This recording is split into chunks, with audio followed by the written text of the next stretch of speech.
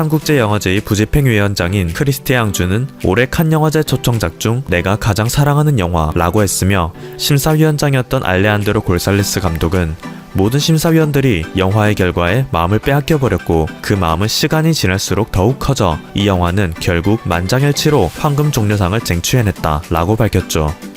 영화 기생충은 상징적인 요소를 담은 메시지들이 굉장히 많음에도 연출 및 전달 방식이 크게 난해하지 않은 터라 이해하기 어렵지도 않고 늘어지지 않고 빠르게 전개되는 스토리, 반전, 스릴러 연출, 매력적인 캐릭터, 그리고 복선을 회수하며 깔끔하게 끝나는 결말 등으로 대중들이 좋아하는 요소들을 담음과 동시에 완성도도 뛰어나다며 국제영화계에서 극찬을 받고 있습니다.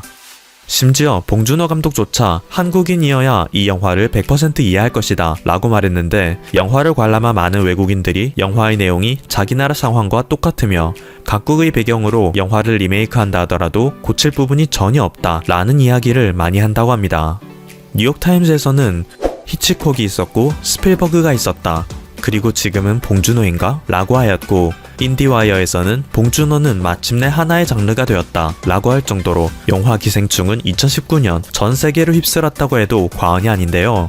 이러한 영향력으로 인해 영화 기생충은 세계 3대 국제영화제인 칸느, 베를린, 베니스 영화제 다음으로 권위 있는 시상식인 미국의 아카데미 시상식에서 최우수 국제영화상과 주제가상 부문에 노미네이트 되었습니다. 오스카상이라고도 불리는 아카데미상은 작품성을 가장 중요시하는 세계 3대 국제영화제에 비해서 좀 더 상업적인 영화를 주로 시상하기 때문에 여기에 최우수상으로 노미네이트 되었다는 것 하나만으로도 영화 기생충은 작품성과 상업성 두 마리 토끼를 모두 잡았다고 말할 수 있는데요.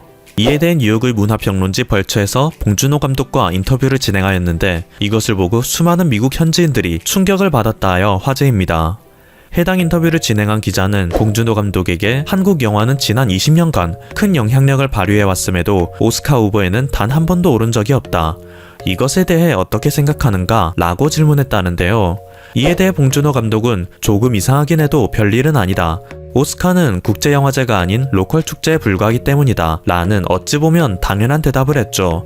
하지만 이 발언은 트위터상에서 좋아요 1.7만 개를 넘게 받으며 가히 폭발적인 반응을 이끌어내고 있는데요. 미국 사람들로서는 오스카 같은 미국 최고권위 시상식을 로컬이라고 규정 지어버리는 외국 감독이 생소하면서도 뜻밖의 진실을 마주한 느낌을 받았다는 것입니다. 1920년대 이후로 미국 영화가 전세계 영화 시장에서 점유율 50% 밑으로 내려간 적이 없기 때문에 사실상 미국인들은 오스카 영화제를 세계 3대 국제영화제와 함께 세계 4대 국제영화제 중 하나 정도로 생각하고 있었기 때문이죠.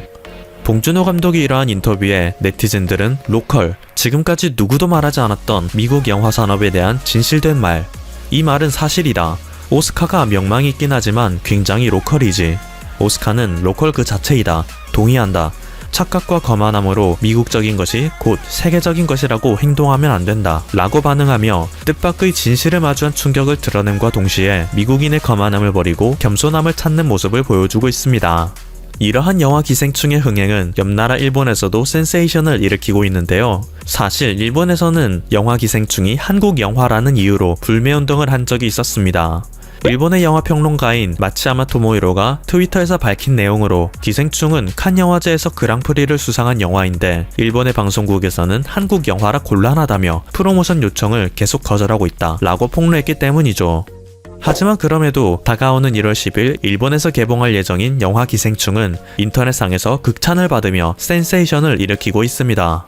개봉 전 특별 상영전에서 이미 기생충을 관람한 일본인들이 필름마크스, 에이가닷컴, 야후재팬 영화 등의 사이트를 통해 이런 영화는 일본에서 절대 못 만든다, 코너링이 훌륭하다, 격차 사회의 아이러니와 풍자를 담으면서 다크한 색으로 물들여가는 훌륭한 엔터테인먼트 작품, 특별선의 상영은 할인이 안 돼서 2만원이나 주고 봐야 했지만 표값 이상으로 재미있었다는 것은 보장할 수 있다, 충격을 충격으로 더 씌우는 듯한 예측 불능 전개의 연속이었다, 영화란 종합예술이라는 말을 그대로 구현해냈다 라며 극찬을 하고 있기 때문에 일본 내에서도 수준급의 성적을 낼 수 있을 것으로 전망됩니다. 제시카 외동딸 일리노이 시카고. 개인적으로는 영화 내에서 박소담 배우가 독도는 우리 땅의 멜로디로 노래를 만든 것이 세계적으로도 화제가 되었기 때문에 이 노래를 들은 일본인들의 반응이 어떨지도 기대되네요. 봉준호 감독이 사람들에게 극찬을 받는 것은 작품의 완성도와 우수함에 기인하기도 하지만 그가 스태프들에 대하는 태도에 기인하기도 하는데요. 일반적으로 한국 영화는 제작진들의 혹사와 열정페이로 인해 소위 임금 후려치기가 일상적이고 공공연한 것으로 악명이 높았습니다.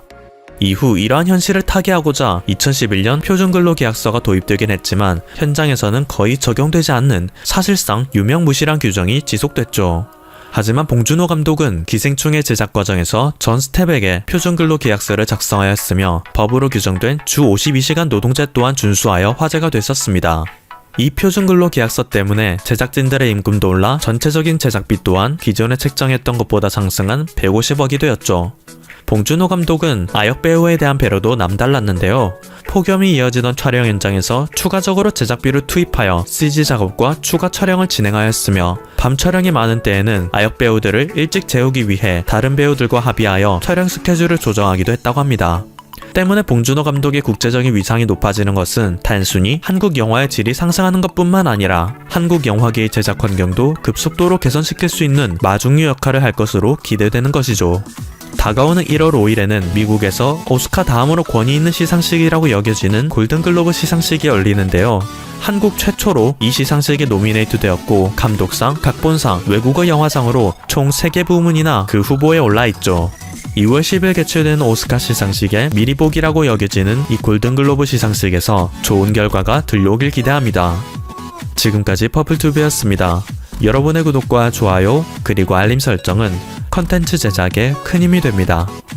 감사합니다. BTS의 6.25 전쟁에 대한 당연한 소감을 가지고 중국의 말 같지 않은 시비는 계속되고 있습니다. 그런데 한국 덕분에 유명해지고 돈을 벌어간 중국 출신 K-팝 멤버들이 한국의 뒤통수를 얼얼하게 치고 있는데요.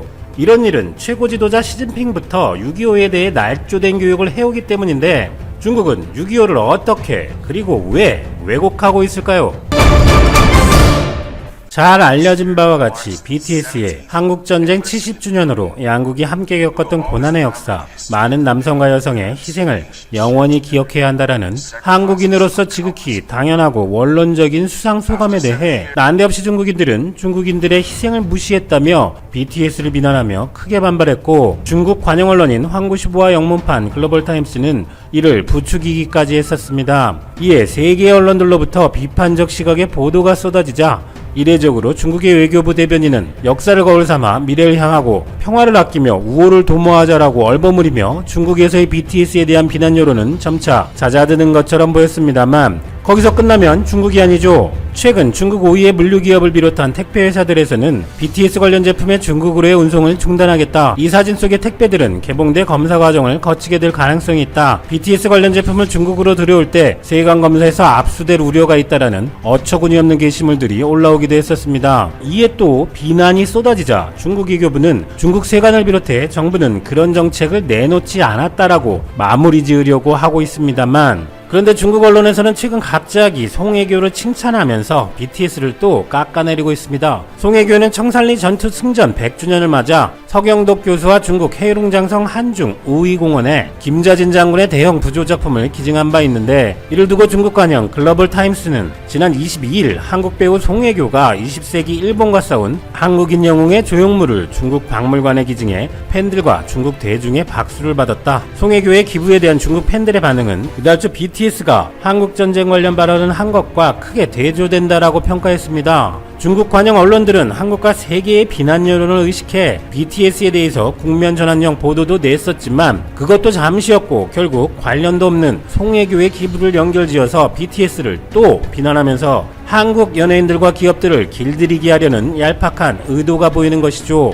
그런데 최근 한국에서 발탁되고 육성된 후 큰 인기도 얻고 돈도 벌고 유명해진 중국 출신 K-팝 멤버들이 6.25 전쟁에 대해 SNS에 올리는 내용들에 한국인들은 큰 충격을 받고 있습니다. 먼저 FX의 빅토리아의 웨이보 게시물입니다. 1950년 북한의 남침으로 6.25가 발발했고 중국은 같은 해 10월 북한을 도와 참전했었죠. 중국에서 이 전쟁을 부르는 말인 항미원조 70주년을 기념하자는 게시물로 미군과의 전쟁 70주년을 기념하기 위해 역사를 기억하고 영웅에게 경의를 표하자라는 내용입니다. 다음은 엑소의 레이입니다. 14억 인구의 힘을 모아 위대한 승리를 기억하자 프로듀스 101에 뽑혀 아이오아이의 멤버로 활동하던 주결경입니다. 그리고 한국과 중국의 합작그룹 우주소녀의 중국 멤버인 성소, 미기, 선희의 웨이보입니다. 성소는 한국을 돕기 위해 미국의 침략에 저항한 순교자, 즉 중국군 전사자 19만 7,653명을 기억한다는 게시글을 링크했습니다. 잘 알고 계시듯이 중국이 6.25를 부르는 이름인 항미 원조전쟁이란 글자 그대로 미국에 대항하여 조선, 즉 북한을 도운 전쟁이라는 뜻입니다. 중국은 임진왜란을 항해 원조라고 부르기도 합니다만 한국인들의 입장에서 6.25는 완전히 다른 이야기이죠. 중국이 미국과 한국의 적인 조선, 즉 북한을 도운 전쟁인데 한국인인 BTS가 중국인들의 희생을 무시했다느니 뭐니 하는 중국 사람들은 BTS가 북한 사람인 줄 아는 걸까요? 때문에 네티즌들은 중국인들이 BTS에 했던 비난을 생각하면 저 중국 가수들의 저런 SNS들은 우리 한국인을 모욕하고 우리나라 국민들에게 상처를 주는 행위라고 분개하고 있습니다. 더불어 저 중국인들도 한국 엔터테인먼트 회사들의 필요에 의해 뽑았었겠지만 어쨌든 한국 덕에 유명인이 되고 돈도 벌고 했는데 이제는 한국의 뒤통수를 친 격이라는 것입니다. 정확히 따지자면 중국 때문에 남북한은 통일을 이루지 못했고 수백만 명의 희생자들과 이산가족 등 이루 말할 수 없는 고통을 겪었고 현재까지도 분단과 전쟁 위협을 받고 있다고 볼 수 있습니다. 그렇다면 이들이 이런 게시물을 올리는 이유는 무엇일까요? 비슷한 내용으로 같은 링크를 공유한 것을 보면 한국과 관련된 중국의 연예인들은 저렇게 중국 당국의 선동에 호응하는 게시물 등으로 입장 표명을 하지 않으면 홍위병들이나 당국에 물어뜯기기 때문이라는 의견들도 있습니다만 향후 다국적으로 K-팝 멤버들을 구성할 때는 중국인들의 이런 특성도 고려해야 한다는 의견들도 많았습니다. 그리고 중국 당국의 선동도 있겠지만 중국인들이 6.25에 대해 더 이러는 이유는 한국과 중국의 6.25에 대한 관점이 정반대이고 중국은 심지어 역사를 왜곡하고 있기 때문이기도 합니다. 6.25 전쟁은 역사상 가장 많은 국가가 단 한 나라 대한민국을 돕기 위해 지원한 것으로 기네스북에 오르기도 한 전쟁입니다. 당시 참전한 유엔군 16개국을 포함하여 대한민국의 병력, 물자, 복구를 지원한 나라는 자그마치 67개국으로 당시 세계 국가 수의 73%에 달했고 역사상 유일하게 유엔군이 전쟁의 한쪽 당사자로 참전한 전쟁입니다. 이런 사실만 보아도 침략한 것은 어느 쪽이고 더 명분이 있는 측은 어느 측인지는 명약관화 하겠습니다만 중국에서는 6.25를 미국과 싸운 전쟁이라는 것에 초점을 맞추고 미국의 침략을 받은 조선을 도와준 항미 원조전쟁이라고 이름을 붙였고 심지어 예전에는 6.25가 북한의 남침이 아니고 북침에 의해 벌어진 것이라고까지 왜곡하여 중국인들에게 가르쳤지만 근래에는 남침의 증거가 워낙 명백하다 보니 북한의 남침 부분은 빼고 그냥 내전이 일어났다고 얼버무리고 있습니다. 그리고 북한인민군은 그야말로 남조선을 해방시키기 위해 모인 정의로운 인민들로 구성되었기 때문에 자본주의의 꼭두각시인 남한군대보다 더 강할 수밖에 없었고 남조선 인민들을 해방시키기 직전까지 갔었지만 미 제국주의자들이 군대를 보내왔다는 것입니다.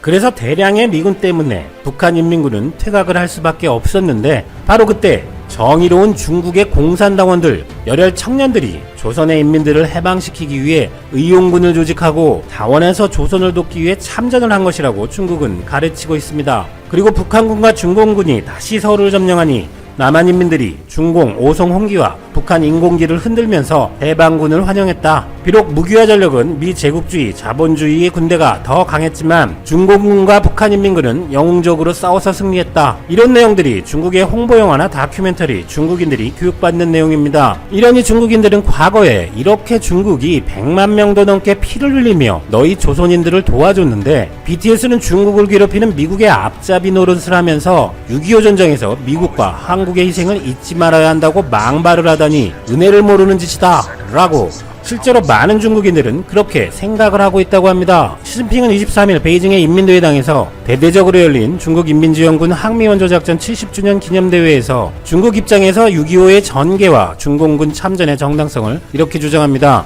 1950년 6월 25일 한국에서 내전이 발생했는데 미국은 냉전적 사고방식에 출발해 한국내전 무력 간섭 결정을 내렸고 제7함대를 대만 해협에 파견했다. 10월 초 미군은 중국 정부의 수차례 경고에도 불구하고 38선을 넘었고 전쟁의 불길은 북중 접경 지역까지 번졌다. 미군 전투기는 중국 동북부 접경 지역을 여러 차례 폭격했고 이는 중국 인민의 생명과 재산에 심각한 피해를 입혔다. 이 같은 위급한 상황에서 북한 노동당과 정부의 요청에 따라 중국은 항미원조 보가 위국의 역사적 결정을 내렸다. 당시 미국과 중국의 국력은 현저한 차이가 있었지만 중국군은 전쟁 과정에서 북한 군민과 긴밀히 협력했고 완벽한 무장을 갖춘 미군을 패배시켰고 미군 불패의 신화는 깨졌으며 결국 안암무인의 침략자 미국은 1953년 정전협정에 서명을 할 수밖에 없었다.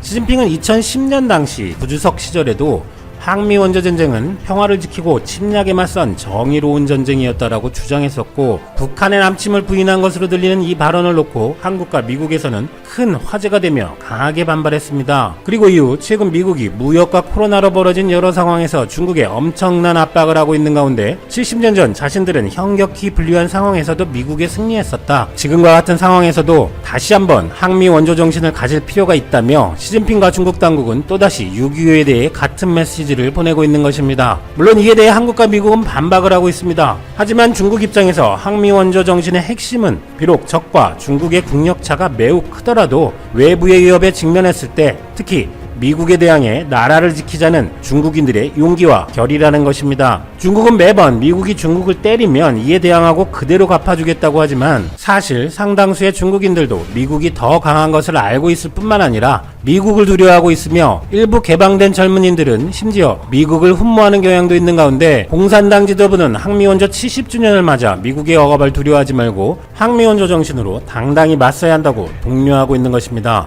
중국인들이 이렇게 말도 안 되는 것으로 BTS에 시비를 거는 이유에는 세계로 뻗어나가는 BTS로 대표되는 한국 문화의 저력에 대한 질투도 있겠지만 사실은 그들이 두려워하는 미국을 상대로 열세이지만 70년 전 6.25 전쟁과 같이 정신력으로라도 저항하자는 뜻이 내포되어 있고 역사를 왜곡해서라도 한국을 향해 우리 편에 서라며 압박하려는 의도가 깔려 있다고 볼 수 있겠죠. 한국인들의 냉정한 대응이 필요한 시점입니다.